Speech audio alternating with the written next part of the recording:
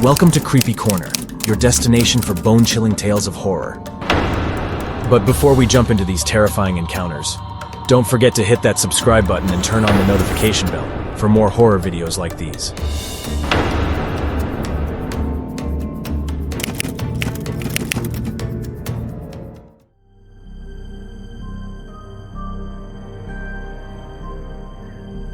रास्ते पर आहिस्ता से चलते हुए जैसे ही मज़ार का गुंबद नज़र आने लगा, मेरे कदमों में तेज़ी आ गई। मज़ार जिसका मैं ज़िक्र कर रहा हूँ बहुत बड़े रकबे पे फैला हुआ था, जिसमें इसकी मरकज़ी इमारत जिसमें किसी बुज़ुर्ग की कब्र शरीफ थी तो मुख्तसर, मगर इसका अहाता बहुत बड़ा था जो सुर्ख ईंटों से बना हुआ था। कुछ हिस्सा बिल्कुल कच्चा भी था जिस पर कुछ खस्ता हाल कब्रें मौजूद थी जो ना जाने किन की थी। कुछ हिस्से पर जा बजा पुराने बरगद, पीपल और ना जाने कौन कौन से कदीम दरख्त थे।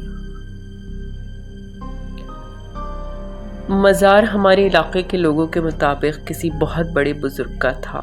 इस मज़ार पर सुबह से रात तक लोगों का हुजूम रहता था।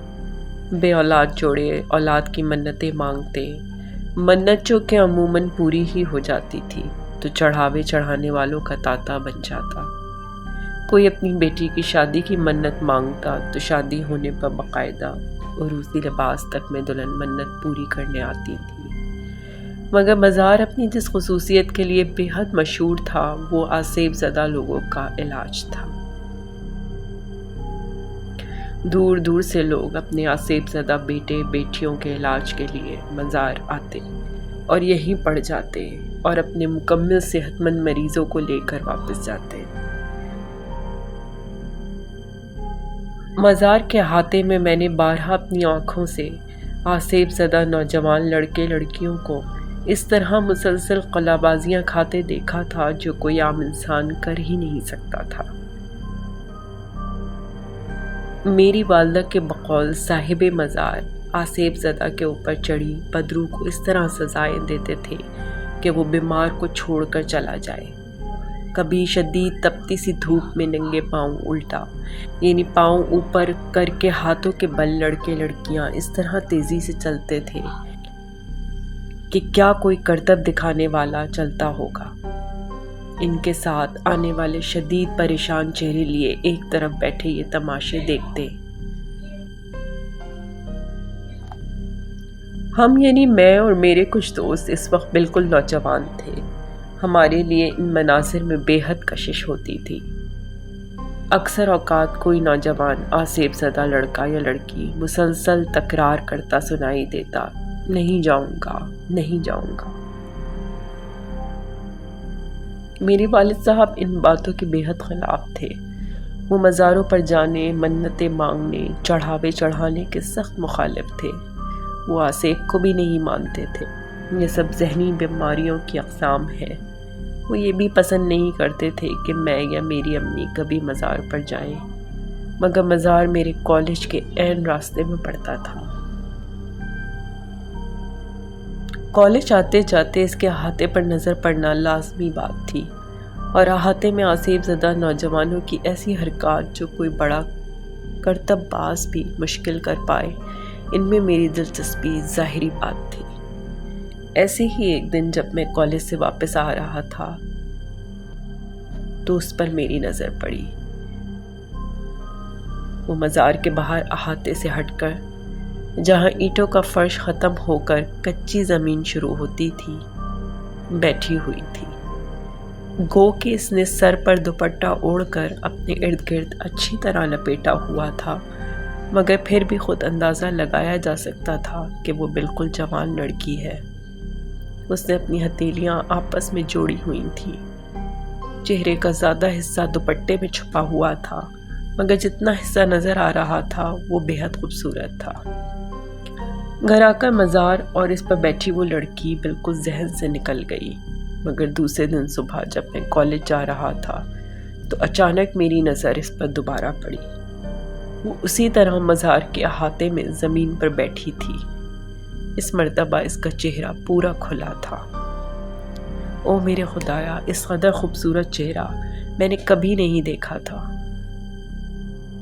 میرے قدم جیسے زمین نے پکڑ لیے۔ میں کافی دیر وہیں کھڑا رہا مگر اس نے آنکھ اٹھا کر میری طرف نہیں دیکھا۔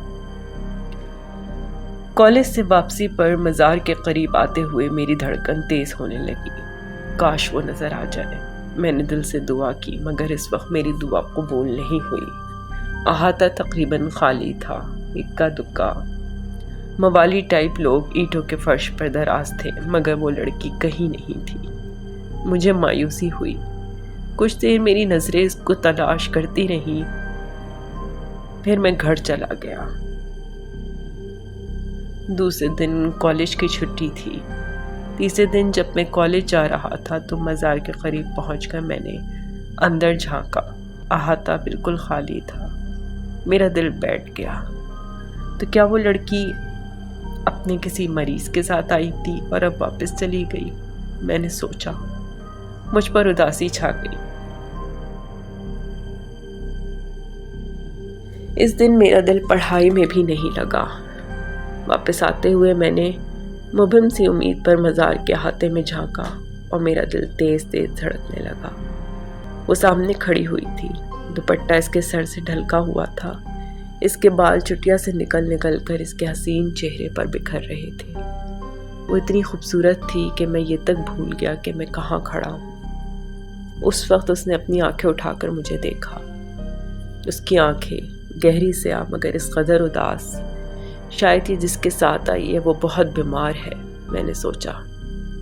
جیسا کہ میں نے شروع میں کہا کہ لوگ دور دور سے اپنے مریضوں کو لے کر اس مزار پر آتے تھے اور جن کے لیے روز آنا جانا ممکن نہیں ہوتا وہ یہیں رہ جاتے۔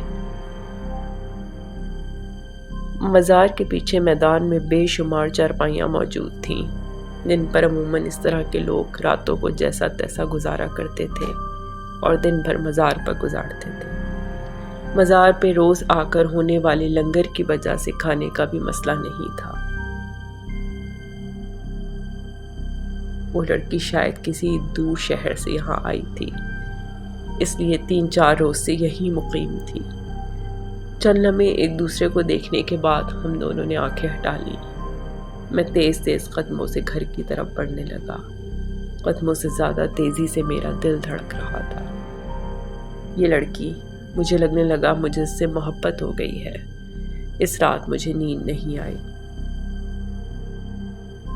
دوسرے دن میں کالج جانے کے لیے وقت سے پہلے تیار ہونے لگا مگر قسمت سے ایسی بارش کی جھڑی لگی کہ کالج بند ہو گیا۔ میں تو شدید بارش میں بھی گھر سے نکل رہا تھا مگر میرے کم بخت دوست نے فون کر کے کالج بند ہونے کی اطلاع کر دی اور فون اٹینڈ بھی والد صاحب نے کیا، تو اس وقت تو گھر سے نکلنے کا سوال ہی پیدا نہیں ہوا۔ بارش تھی کہ بند ہونے کا نام نہیں لے رہی تھی اور میرا برا حال تھا۔ کہیں ایسا نہ ہو وہ لڑکی اپنے گھر واپس چلی جائے، میں کبھی اس کو دیکھ نہ سکوں، اس سے بات بھی نہ کر سکوں۔ میرا دل ڈوبنے لگا۔ نہیں، کچھ بھی ہو مجھے اس سے بات کرنی ہے، اس کا پتہ ہو سکے تو فون نمبر لینا ہے۔ میں نے پکا ارادہ کر لیا۔ شام تک میرا صبر جواب دے گیا اور میں دبے پاؤں گھر سے نکل آیا۔ صبح سے تیز بارش اب بوندا باندی میں تبدیل ہو گئی تھی مگر تیز سردی اور ٹھنڈی ہواؤں کی وجہ سے سڑکیں سنسان پڑی تھیں۔ میں نے تیز قدموں سے راستہ عبور کیا۔ مزار تقریباً اندھیرے میں ڈوبا ہوا تھا۔ لائٹ گئی ہونے کی وجہ سے گنتی کے چند چراغ چل رہے تھے، ورنہ تو اس قدر چراغا ہوتا تھا کہ رات بھی دن محسوس ہوتی تھی۔ میں نے اندر نظر ڈالی۔ کچی زمین بارش کے پانی کی وجہ سے کیچڑ بنی ہوئی تھی۔ سرخ اینٹوں کا فرش دور تک خالی پڑا تھا۔ میرا دل بیٹھنے لگا۔ ایک امید کے طور پر میں نے مزار کے عقب کی طرف رخ کیا جہاں بڑے سے میدان میں دور سے آنے والے لوگوں کے لیے چارپائیاں پڑی ہوتی تھیں۔ میدان بالکل خالی تھا۔ چارپائیاں دیوار سے لگا کر کھڑی کر دی گئی تھی، حتیٰ کہ آج تو کوئی مجاور بھی نظر نہیں آ رہا تھا۔ میرا دل رونے کو چاہنے لگا تو گویا وہ چلی گئی۔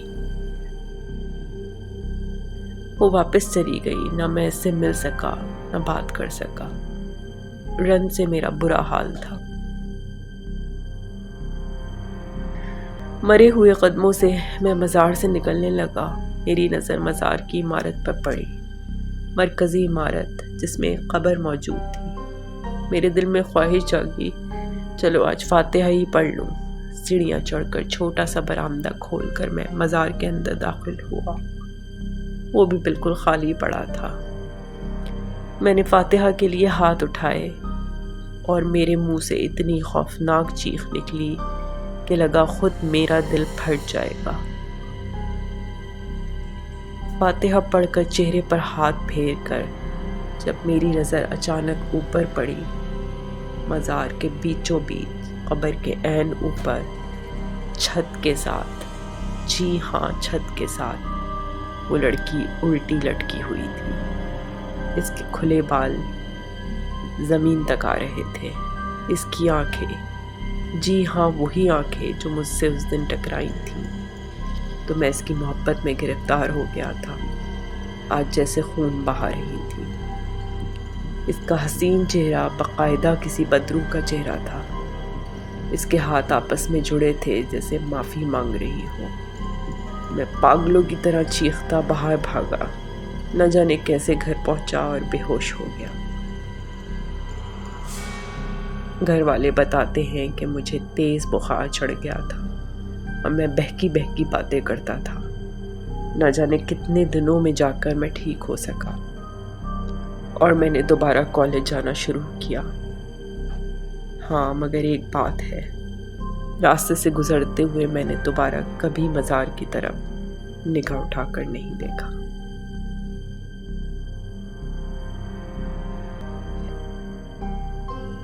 अगर आपको ये स्टोरी पसंद आई है तो प्लीज़ लाइक, सब्सक्राइब और शेयर ज़रूर करें और मुझे कमेंट्स में बताएं कि आपको इस स्टोरी में क्या अच्छा लगा और क्या नहीं। आपकी सपोर्ट का बहुत बहुत शुक्रिया।